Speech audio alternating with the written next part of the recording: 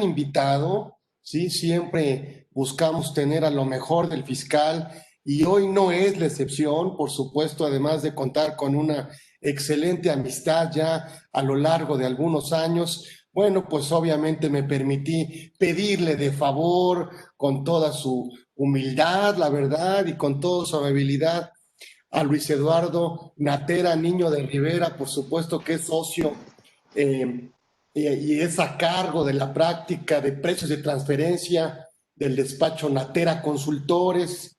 Y bueno, lo más interesante de él, bueno, obviamente después de toda esta trayectoria que tiene en el ámbito fiscal, bueno, pues su experiencia, por supuesto, lo llevó a trabajar de administrador central de fiscalización de precios de transferencia desde 2007 a 2003, ¿sí? Y obviamente, bueno, formando e integrando todos los comités que tenían que ver con este tema, además de que domina todos los temas en materia fiscal y yo me siento muy halagado, además de contar, porque además es un gran expositor y es profesor de varias asignaturas, por supuesto. Y bueno, la verdad es que no necesita presentación. Lo que pasa es que, bueno, siempre es bueno leer un poco de él para agradecerle y para reconocerle que se haya tomado este tiempo, esta horita que nos regala él de su tiempo ocupado y de su práctica como un apoyo a nuestro proyecto que hoy ya dejó de ser un proyecto, pero que seguiremos invitando a los mejores fiscalistas y hoy es un día especial para nosotros tener a mi querido amigo y gran fiscalista Luis Eduardo Natera, Niño de Rivera. Bienvenido.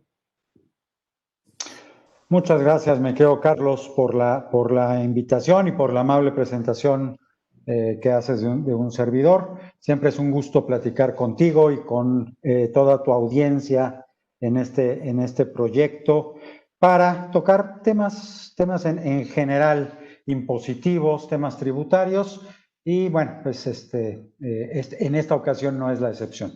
Vamos a tener una horita de charla sobre estos temas. Muchísimas gracias y bueno, me encanta el tema que nos vas a tocar porque es complicado, porque es un tema complicado, la verdad, y qué mejor que tú no lo desmenuces y no lo hagas platicadito y todo este tema de a partir de este año 2020 que se da una limitante a la deducción sobre los intereses. Así que te dejo todo tu espacio para que nos platiques sobre esta reforma que entró en vigor este año, mi querido maestro. En efecto, platicar el día de hoy acerca de la nueva limitante para la deducción de los intereses netos, como lo marca la ley, que entró en vigor justamente en este año 2020. Vamos a dar un panorama general del tema, pero sobre todo quiero hacer énfasis en este tiempo que tenemos la oportunidad de platicar, que es relativo. Me parece requieren una aclaración, requieren algunas reglas por parte del SAT para su correcta aplicación, porque nos dejan un poco inquietos, un poco ante una inseguridad jurídica que nos preocupa ya de cara al cierre del ejercicio. Ya entramos totalmente en la fase final del ejercicio, ya tenemos que estar preparando todo esto y pues bueno, hay que tomar en cuenta esto, ojalá y antes de que cierre el ejercicio y lo más pronto posible podamos tener respuesta por parte de las autoridades en estas situaciones que vamos a estar marcando, que es un poco la intención, ¿no? Llamar un poco la atención acerca de estos temas que se han ido sin aclaración hasta el momento. Esperemos que las autoridades fiscales estén trabajando en darnos estas reglas, estas pautas y podamos tener pronto alguna respuesta a las inquietudes que hemos planteado. ¿Te parece que empecemos, mi querido Carlos, con el tema? Tú mandas. Bien, excelente. Como bien sabemos, vamos a hablar acerca de la reforma fiscal que consiste en la adición de la fracción 32 del artículo 28 de la Ley del Impuesto sobre la Renta. Si recuerdan ustedes bien, el artículo 28 se refiere a las partidas no deducibles para efectos del impuesto sobre la renta, y esta modificación viene como resultado de BEPS que lleva a cabo la OCDE.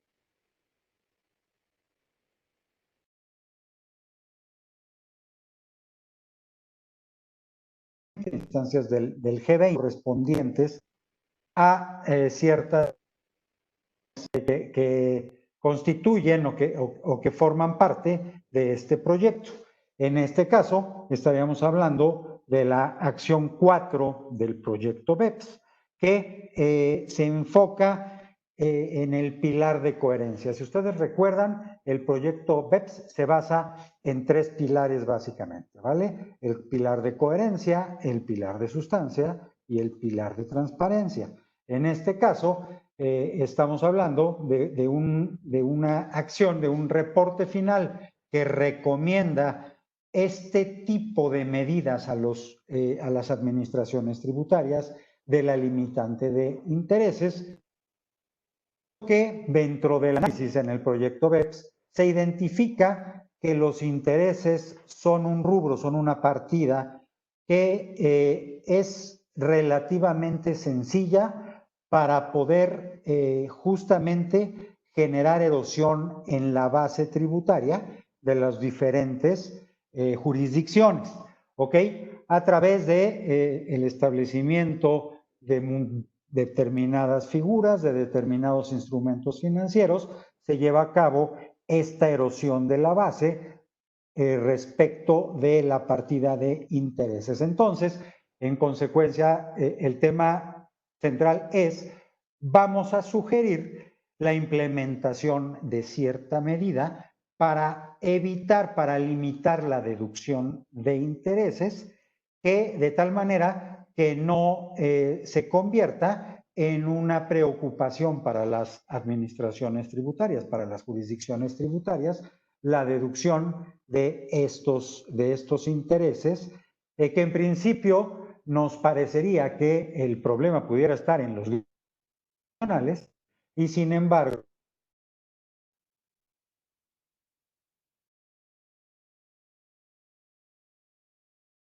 sino a los intereses en general, para tratar de incluso atajar ciertas estructuras que pudieran interponer personas que permitieran disfrazar las operaciones a los grupos y lograr estos fines de evasión. El pilar de coherencia va justamente en ese sentido, ¿no? En el tema de que los necesariamente vayan con los ingresos generados por estas empresas en territorio nacional. Entonces, vamos platicando acerca de la estructura básica en principio, y después apuntaremos algunos problemas que presenta el tema. ¿Te parece? Bien. Sí, señor. Primero, los primeros temas que hay que cuenta es, recuerden que tenemos una definición para efectos del impuesto sobre la renta de intereses que está contenida en el artículo 8 de la Ley del Impuesto sobre la Renta.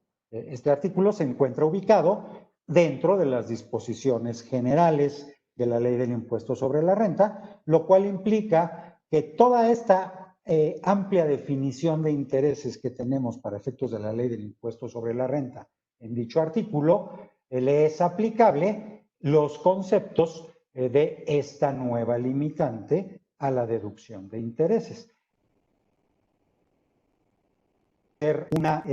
Una revisión de todos esos conceptos para recomendable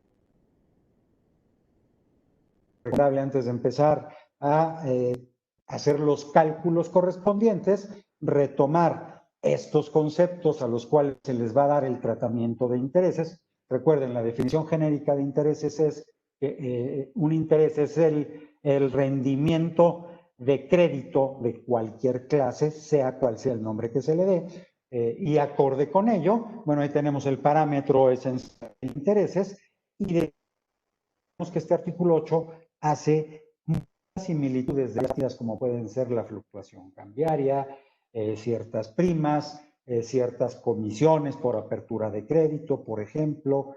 En fin, hay varios conceptos a los cuales les van a ser aplicables todas las disposiciones que se refieren a intereses en la ley del impuesto sobre la renta, y este será el caso también de esta nueva limitante para los intereses, ¿vale? Recordar de igual manera que el momento de acumulación y deducción en el impuesto sobre la renta para los intereses a favor, hablando de la acumulación, y para los intereses a cargo, hablando de las deducciones, va a ser, en términos generales, el momento en que los mismos se vayan devengando a lo largo del ejercicio. En ese momento los consideraremos como ingresos acumulables o como deducciones autorizadas.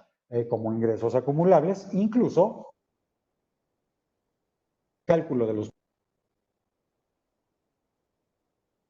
finales, mientras que los intereses a cargo jugarán terminación de la declaración. Es donde juego esta nueva regla limitante para los intereses. Recordando también que tenemos una regla especial para los intereses moratorios y esos se deducirán durante los 3 primeros meses que surjan, igual conforme a la regla de devengado, y de ahí en adelante, si no se ha logrado su cobro o si no se ha efectuado su pago, irán conforme se vayan cobrando desde el enfoque de los ingresos acumulables o hasta que se el enfoque de los intereses deducibles. ¿Ok?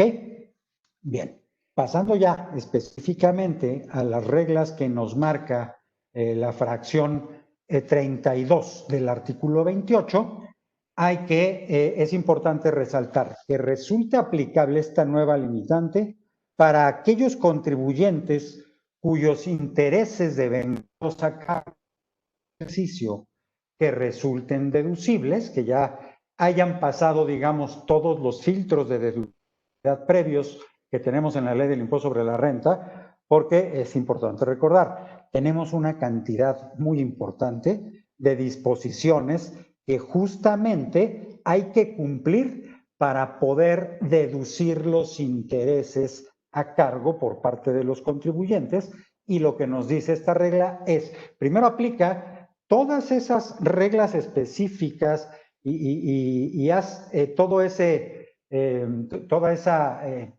limpieza de los intereses deducibles, ve rasurándolos en las partes que no resulten deducibles por muchas otras situaciones.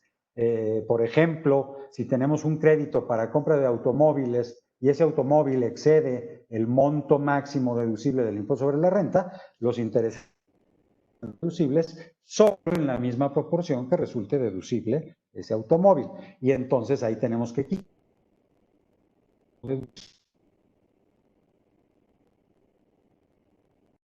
para llegar al monto de intereses que va a integrar este rubro de intereses netos que vamos a platicar en unos minutos. ¿Ok? Entonces va a llegar ya depurado, vamos a entenderlo así, el rubro de intereses llega depurado de todas las posibles partes que tuvieran algún problema, algún conflicto de deducción, hasta este cálculo anual, se hace a nivel anual, de manera global, tomando en cuenta todos los intereses. Y ello, quienes van a aplicar esta nueva limitante son los contribuyentes, decíamos, cuyos intereses derivados devengados a cargo en el ejercicio excedan de 20 millones de pesos. ¿ok? Los contribuyentes que estén por debajo de este umbral en cuanto a sus intereses devengados deducibles en el ejercicio, bueno, no estarán sujetos a esta nueva limitante y tendrán que aplicar todas las demás limitantes y requisitos, cumplir con todos los requisitos de deducción para los intereses establecidos a lo largo de la ley del impuesto sobre la renta. ¿Ok? Y es importante recordar que este límite o este umbral de los 20 millones de pesos se establece a nivel conjunto. Es decir, aplica tanto para contribuyentes en lo individual como para aquellas personas morales del título 2 que de manera conjunta con también sus establecimientos permanentes pertenezcan a un mismo grupo empresarial, ¿ok? O, nos dice en la ley, o sean partes relacionadas, ¿ok? Cuando hablamos de que pertenezcan al mismo grupo empresarial, la ley nos hace referencia a la definición que para ello tenemos en el artículo 24 de la ley. ¿Ok? Que si recordamos, habla del conjunto de sociedades cuyas acciones con derecho a voto, representativas del capital social, ya sea de manera directa o de manera indirecta, sean propiedad de las personas en por lo menos el 51%. Ese es el concepto que inicialmente tenemos en el artículo 24 a nivel grupo y nos queda claro que tiene sentido para lo que busca la autoridad fiscal en cuanto a esta limitante de las deducciones, el tema de formar parte de un mismo grupo empresarial. Sin embargo, la disposición extiende este mismo tratamiento hacia las partes relacionadas y para ello obviamente nos refiere al artículo 179 de la Ley del Impuesto sobre la Renta, que es donde se encuentra la definición de partes relacionadas para efectos del tema de precios de transferencia. ¿Ok? Como bien sabemos, en esa definición del artículo 179 de la Ley del Impuesto sobre la Renta, se toma en cuenta que se consideran partes relacionadas aquellas personas que tengan participación, ya sea directa o indirecta, en el capital, en el control o en la administración de estas empresas, ¿ok? Lo cual es un concepto muchísimo más amplio, mi querido Carlos, y nos va a representar una serie de problemas al momento de tratar de establecer o identificar hasta dónde debo llegar para delimitar a quienes les aplico este límite o este umbral de los 20 millones de pesos.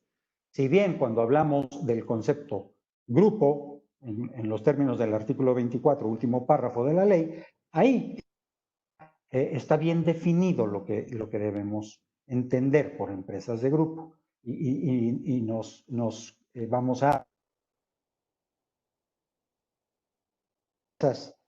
ese grupo. Y sabemos que de manera conjunta debe exceder de 20 millones el monto de sus intereses para que estén ubicados en esta nueva limitante. A mí me preocupa mucho más el tema de las partes relacionadas.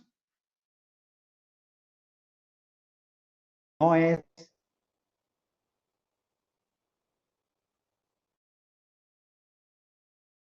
nada, es amplio. Entonces, mínima en alguna otra persona moral residente en México del título 2 y es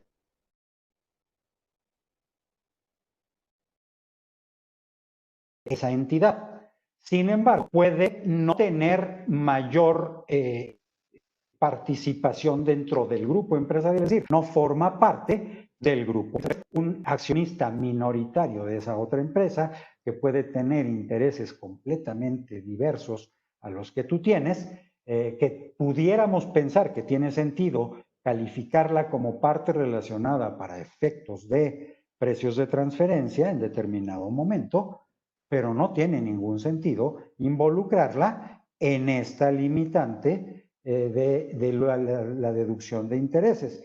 Va a resultar que cuando tratemos de desenvolver toda esta maraña, toda esta telaraña de partes relacionadas que siempre nos preocupa al momento de hacer nuestros estudios de precios de transferencia, por ejemplo, ahora nos tenemos que preocupar también por el tema de la nueva limitante en la deducción de intereses. A mí me parece que es un total despropósito estar considerando esas situaciones así, y esperaríamos alguna aclaración, alguna regla, algún criterio, algo que nos quite esta preocupación, porque definitivamente pues nadie va a estar claro o seguro de cómo aplicar la limitante y después, como vamos a ver, cómo calcular esta parte de la no deducibilidad de los intereses. No sé cómo lo veas tú, mi querido Carlos. Muy bien, maestro. Oye, Luis Eduardo, una pregunta. ¿Esto es al margen de reglas de capitalización delgada? Sí, claro. Esa parte. De hecho, conviven o van a tener una interacción estas dos reglas. Vamos a tener estas reglas nuevas que surgen con motivo de el reporte de la acción 4 de BEPS, y va a mantenerse todo el cálculo de la capitalización insuficiente. Vamos a hacer los dos cálculos cada ejercicio, vamos a comparar los montos no deducibles que nos da una y otra limitantes, y vamos a tomar en cuenta la cantidad mayor entre la no deducibilidad de esta nueva limitante y la de capitalización insuficiente, y esa es la que va a aplicar en el ejercicio en cuestión. Vaya, el tema es que nos cuerne el toro un poco, ¿no? En cada año, dependiendo de cuál de las dos reglas resulte mayor en cuantía respecto de la no deducibilidad de la partida de intereses. Cuando además, pues, están enfocadas de manera muy distinta. Sin embargo, las hacen interactuar de esta forma. Tampoco parece demasiado prudente el asunto, sin embargo, así lo tenemos de momento en las reglas, ¿no? ¿Vale? Bien. Sí, adelante, mi querido Carlos. Dime, por favor. Sí, pues es más chamba. Más chamba y menos deducción, mi querido Carlos.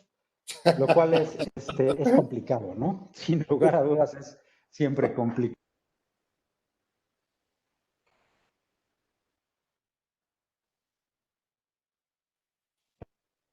Muy bien. De limitante de los 20 millones es una limitante, pero también es un elemento que se involucra dentro del cálculo de esta nueva limitante. Entonces nos va a jugar de esas dos maneras, porque me ha tocado ver en algunas exposiciones, en algunas pláticas, y leer incluso en algunos artículos en revistas especializadas, cuando se van al cálculo, a la determinación, hay una diferencia de criterios, vamos a llamarlo así, donde, tal como lo indica la disposición, vamos a calcular la limitante determinando un concepto que la ley llama interés neto, ¿ok? Ese interés neto se va a calcular tomando en cuenta el total de intereses devengados ya deducibles para el ejercicio correspondiente derivado de las deudas que tenga el contribuyente. A eso se le resta el total de ingresos por intereses.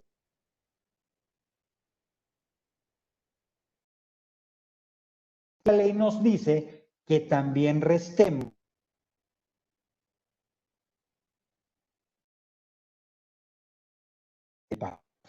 los 20 millones de pesos. Entonces, tal como queda la fórmula, menos intereses acumulados en el ejercicio, menos los monto que debemos involucrar en este cálculo, ¿ok? Y la discrepancia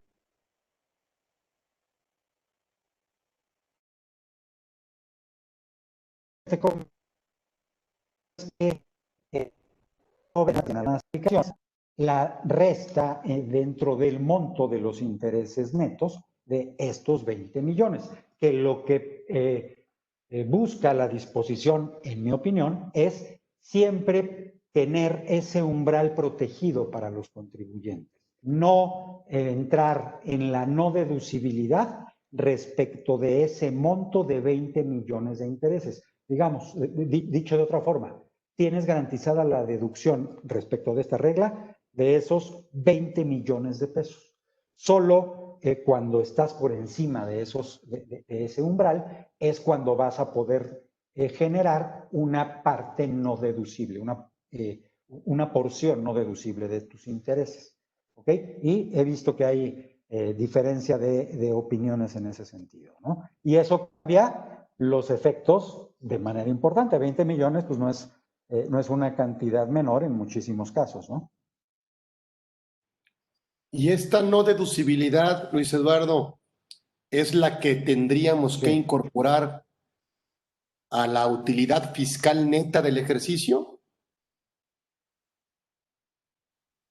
A la utilidad fiscal neta del ejercicio. Si me permites, entramos un poquito en esa discusión en unos minutitos más, mi querido Carlos, porque hay varios temas que surgen derivado de esa consideración.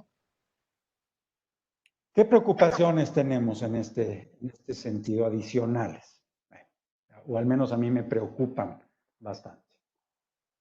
Ya dijimos, para efectos del umbral ya lo tenemos ahí considerado. Para efectos del cálculo.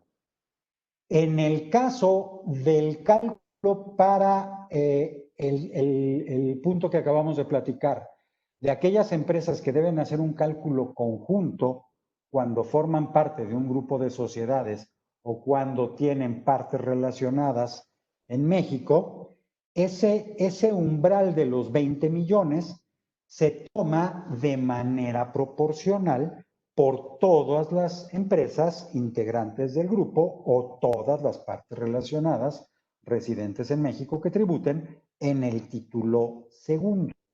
¿Ok?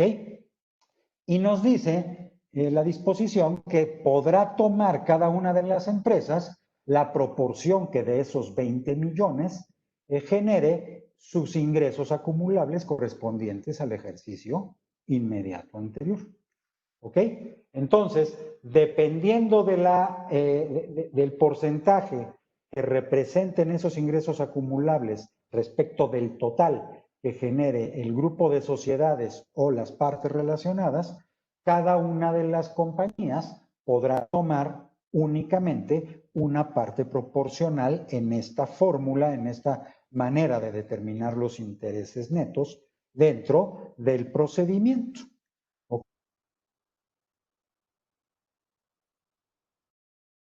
Resultado de esa forma, la limitante de los 20 millones, mi querido Carlos, hemos detectado que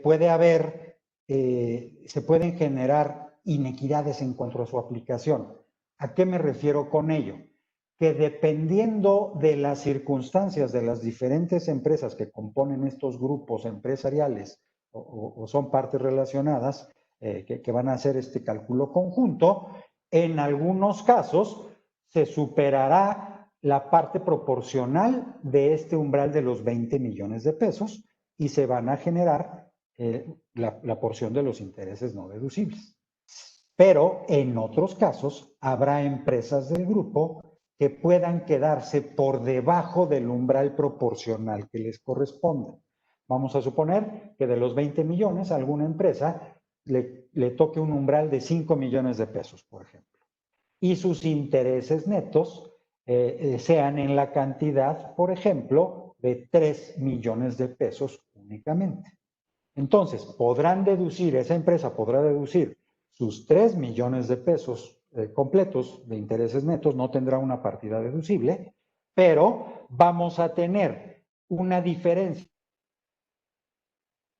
parte global, perdón, esa parte proporcional que le corresponde deducir por 5 millones de pesos, que estará siendo desaprovechada a nivel grupo, ¿ok? Es decir, no lo puede tomar esa diferencia, ese diferencial de 2 millones, no lo pueden tomar dentro de su limitante otras empresas del mismo grupo que están ceñidas únicamente a la parte proporcional que les corresponde. Y entonces, para estos grupos no se va a alcanzar el beneficio de los 20 millones de pesos. En el caso que estamos planteando, tal vez, es muy sencillo, únicamente vamos a aprovechar el umbral hasta 18 millones de pesos y 2 quedarán desperdiciados, lo cual me parece que sin duda alguna pues genera una inequidad en esta aplicación.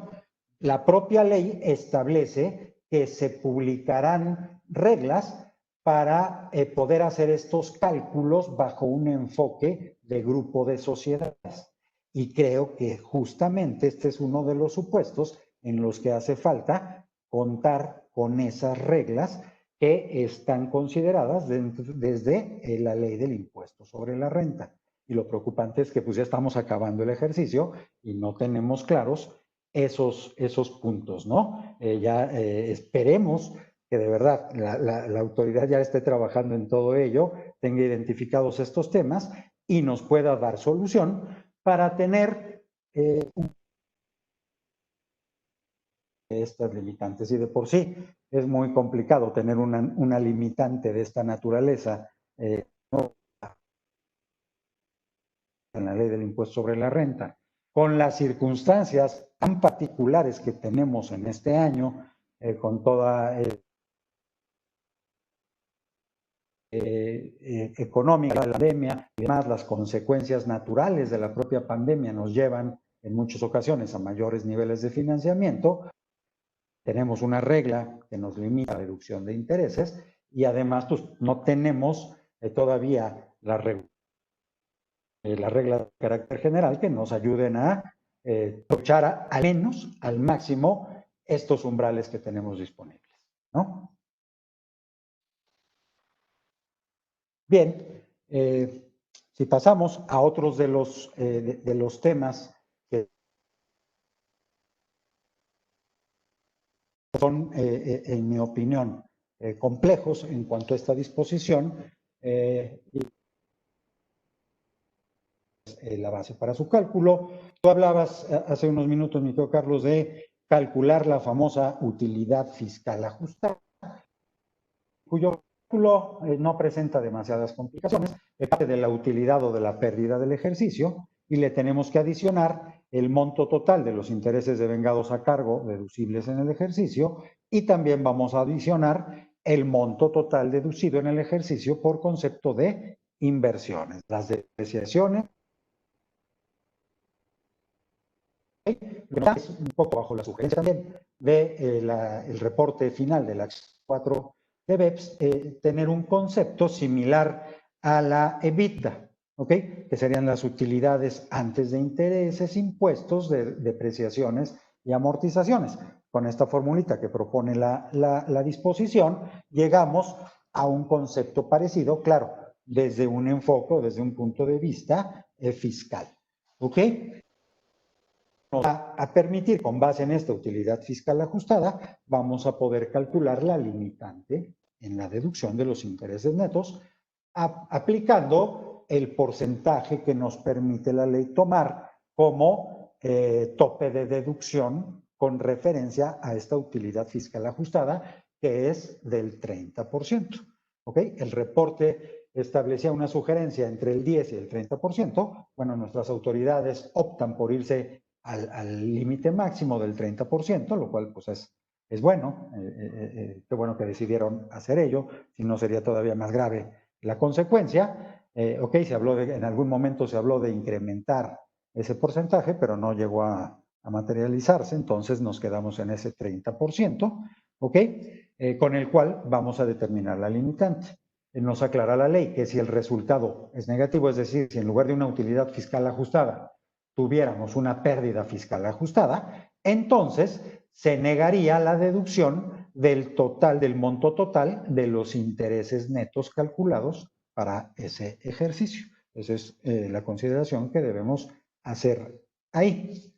Entonces, lo que va en ese sentido es, tenemos el cálculo de nuestros intereses netos del ejercicio, tal como ya lo comentamos, y vamos a comparar ese monto contra la limitante calculada con base en esta utilidad fiscal ajustada. Si los intereses netos exceden el límite, el monto excedente será no deducible en el ejercicio. Si el monto de los intereses netos, como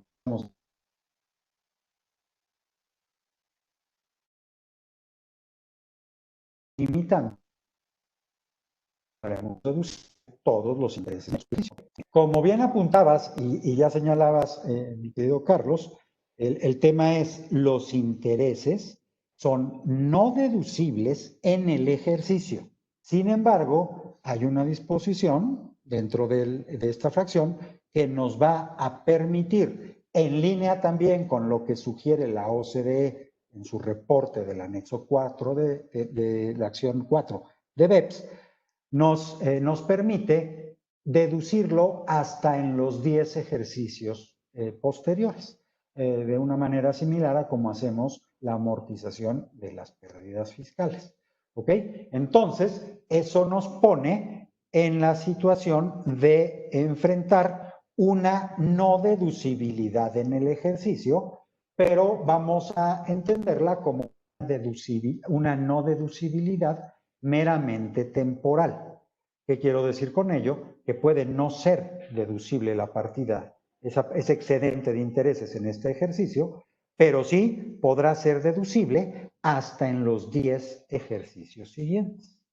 Y ahí nos surgen una cantidad de dudas, pudieran ser interesantes. Tú planteabas ya alguna de ellas, tú estabas hablando acerca de, oye, ¿y ese interés no deducible en el ejercicio lo debemos tomar en cuenta dentro del cálculo de la utilidad fiscal neta, por ejemplo?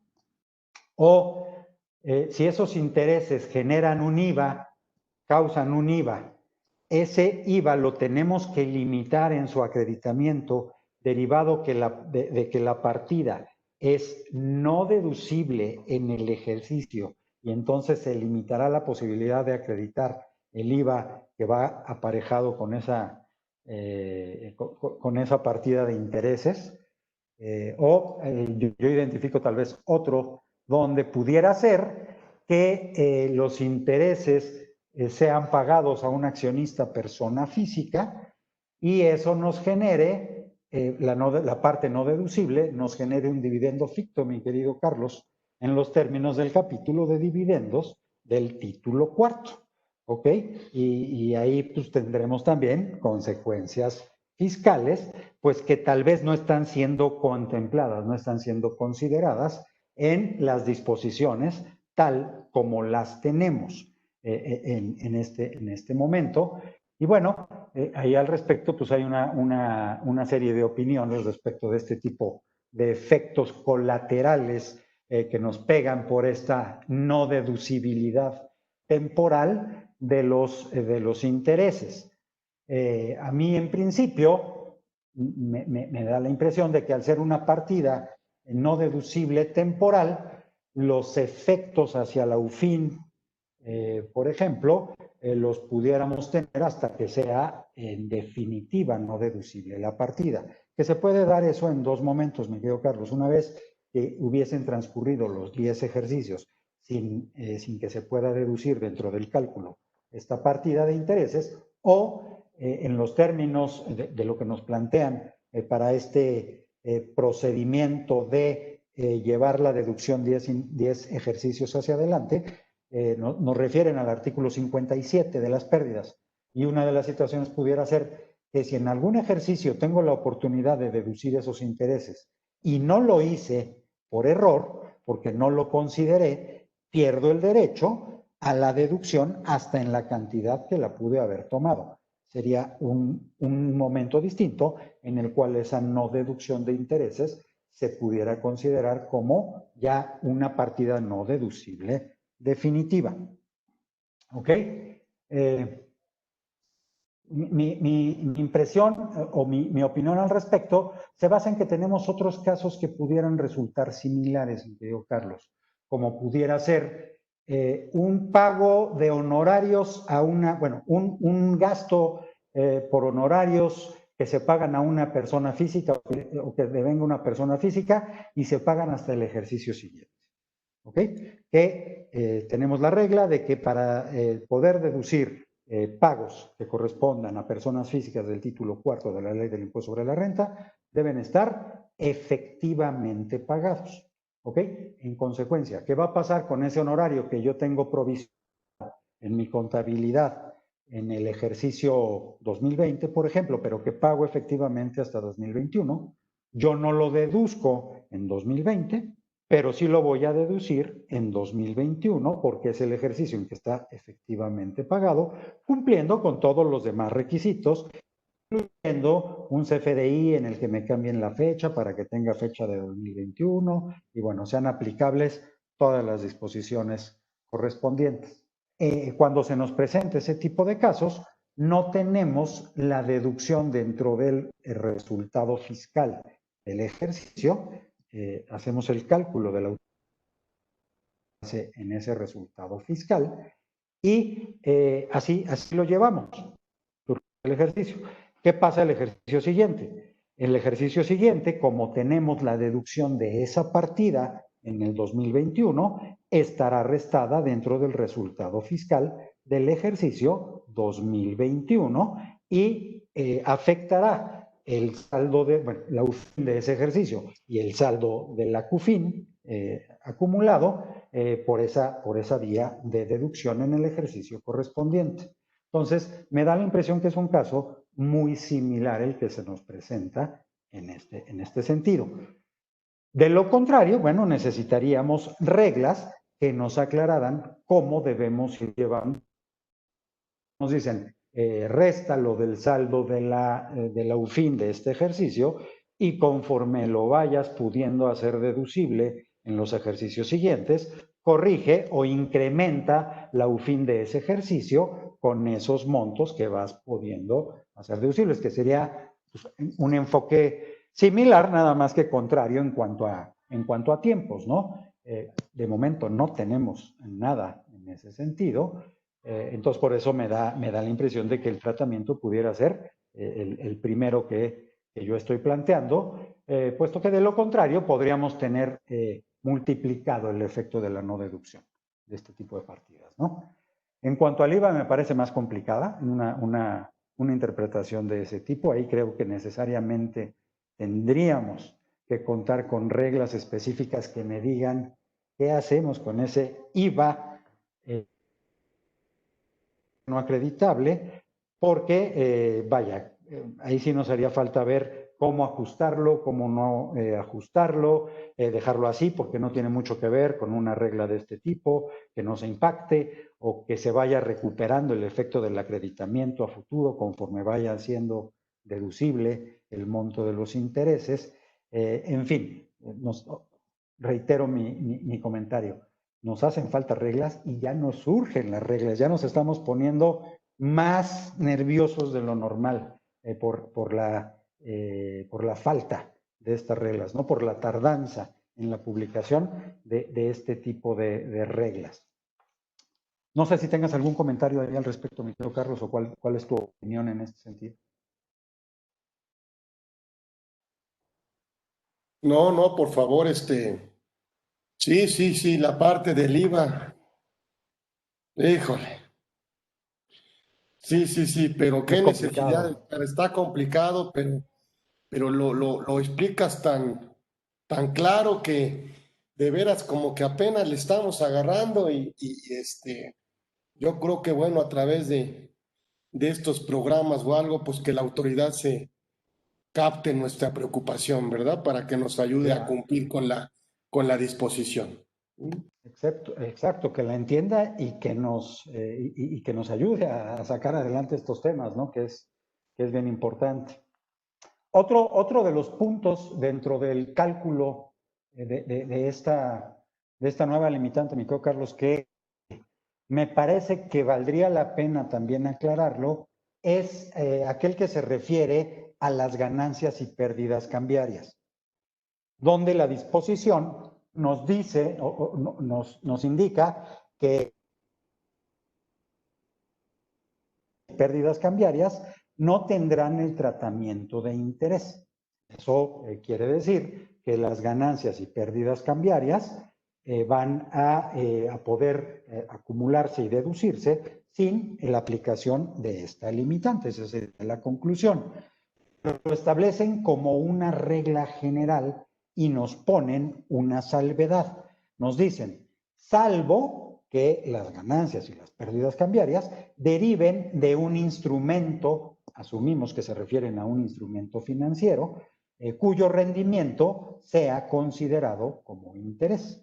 Y ese salvo, bueno, implica que en esos casos donde haya ganancia o pérdida cambiaria derivada de este instrumento financiero que tiene rendimientos que sean considerados como interés, tanto el efecto de pérdida cambiaria de los intereses como principal, sí van a jugar como intereses para efectos de este cálculo y entrarán en la determinación del mismo y podrán ser sujetos a limitación cuando se exceda el umbral previsto de la limitante.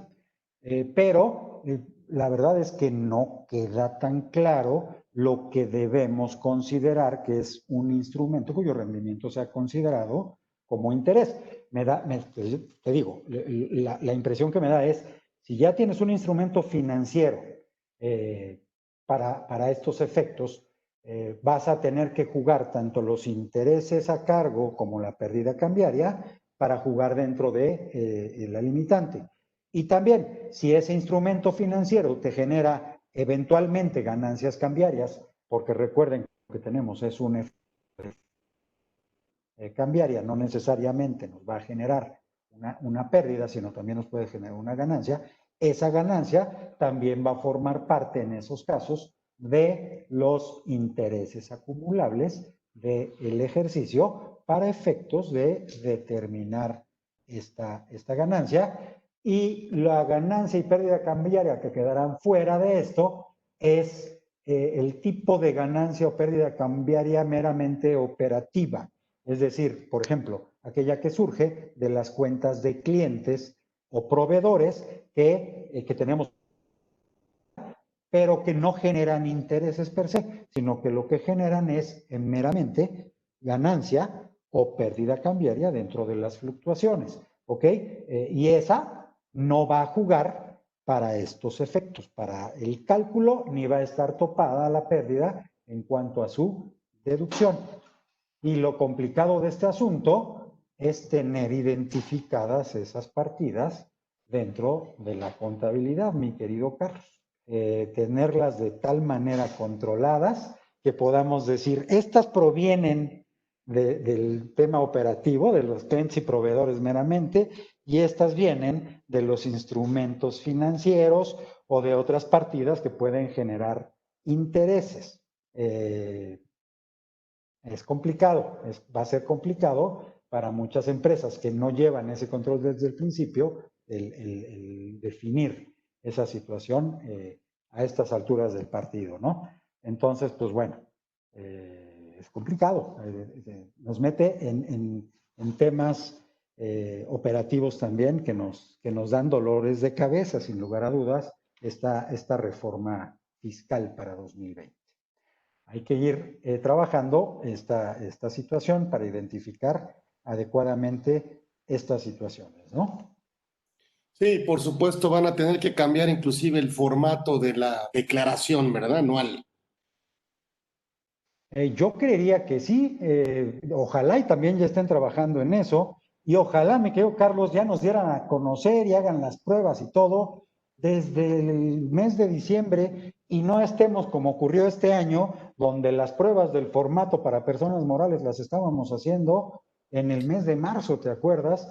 Sí. Con todos los cambios encima y sufriendo que se podía y no se podía, y después fue a las prisas el cumplimiento. Todo eso ya debería de estar en marcha, ya deberíamos estar trabajando en ello, pero todavía no conocemos ni siquiera reglas de aclaración de ciertas cosas y no de pocas, como hemos visto, ¿no? Hay todavía varias cositas ahí pendientes en este sentido. Vámonos Bueno, a otro puntito sí. que también perdón, mi querido Carlos, te interrumpí. No, por favor, vamos con tus otro punto y tus conclusiones, mi querido maestro. Perfecto, mi querido Carlos.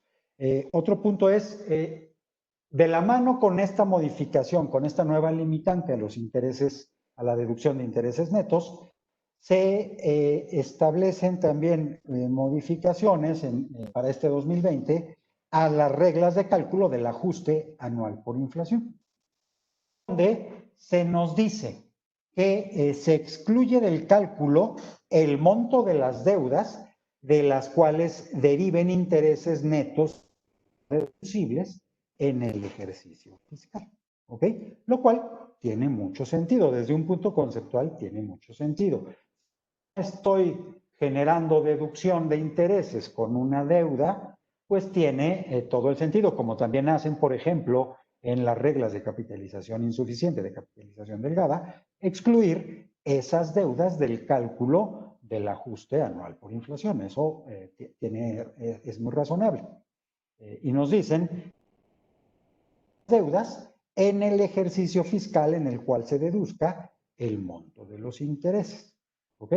Primero, creo que hay otra vez una falta de precisión dentro de estas modificaciones al cálculo del ajuste anual por inflación, porque no nos dicen, no nos aclaran del todo qué parte o cómo calculamos la parte correspondiente a las deudas que no debemos deducir. A lo mejor me puedes comentar, mi querido Carlos, es que es lógico, debe ser alguna proporción, en proporción a lo que sea deducible, sacar las deudas correspondientes. Y a lo mejor tiene otra vez, pudiera resultar lógico, pudiera resultar razonable, pero nos falta esa reglita para tener certeza respecto de lo que tenemos que hacer en ese cálculo. ¿Ok? Y lo mismo, oye, ¿cuándo vamos a considerar las deudas? Igual, de manera proporcional, conforme se vaya dando la deducibilidad en los ejercicios siguientes, y ahí ya lo incorporamos como deuda al cálculo del ajuste anual por inflación, o lo hacemos hasta que se termine de deducir ese monto proveniente de algún año en específico, hasta ya lo incorporamos. Nos faltan esas aclaraciones, nos faltan esas reglitas, que esperemos otra vez, esperemos ya estén contempladas y nada más estemos en espera de que la emitan. Y hay un efecto más que no sé si ya todos tengan identificado. Esta regla de exclusión de las deudas del cálculo del ajuste anual por inflación impacta, sin lugar a dudas, el cálculo de la utilidad fiscal del ejercicio o la pérdida fiscal del ejercicio. ¿Estamos de acuerdo?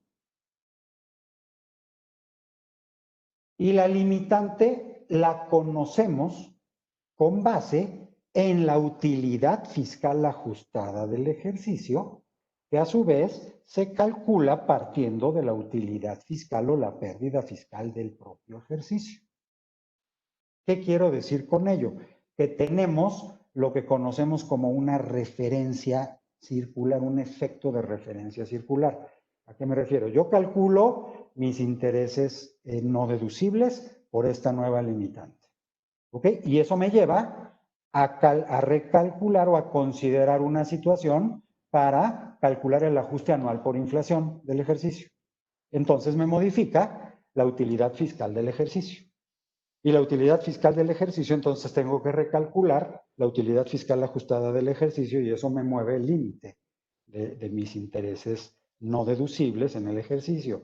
Y entonces tengo que recalcularlos y va a volver a tener efecto en el ajuste anual por inflación del ejercicio que tiene rebote en la utilidad fiscal del ejercicio y rebote en la utilidad fiscal ajustada y tengo que recalcular. Entonces estamos en esta referencia circular que no sé si esto ya lo tienen contemplado nuestros amigos del SAT o de Hacienda y tenemos que darle alguna solución práctica para ver cómo aplicamos esto o lo aplicamos en años posteriores o tenemos que resolver este tipo de conflicto mediante alguna regla, mediante alguna disposición que nos ayude a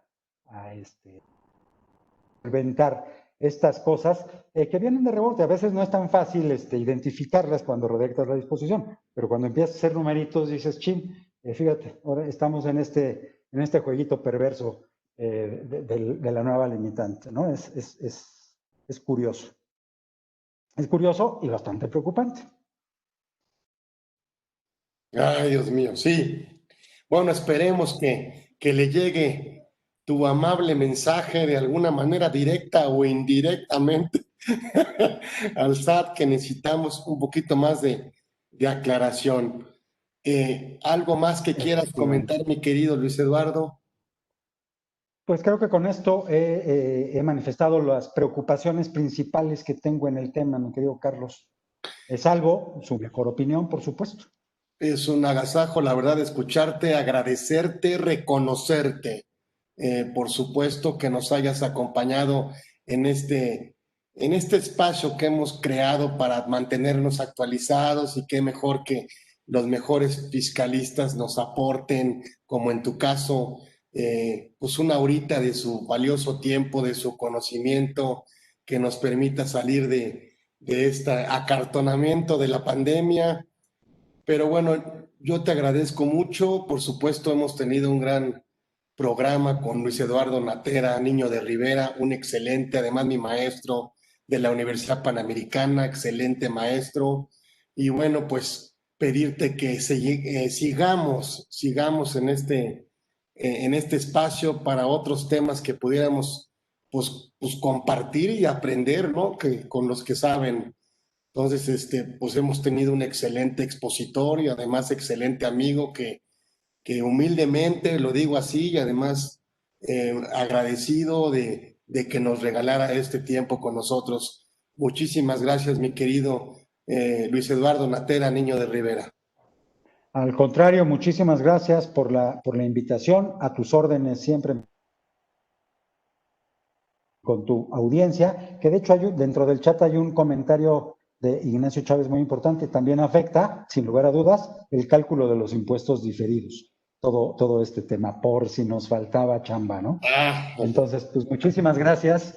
Un saludo a todos, cuídense mucho, un abrazo muy fuerte, mi querido Carlos. Gracias, nos despedimos de ustedes y nos vemos próximo miércoles, 13 horas. Gracias a todos. Hasta luego.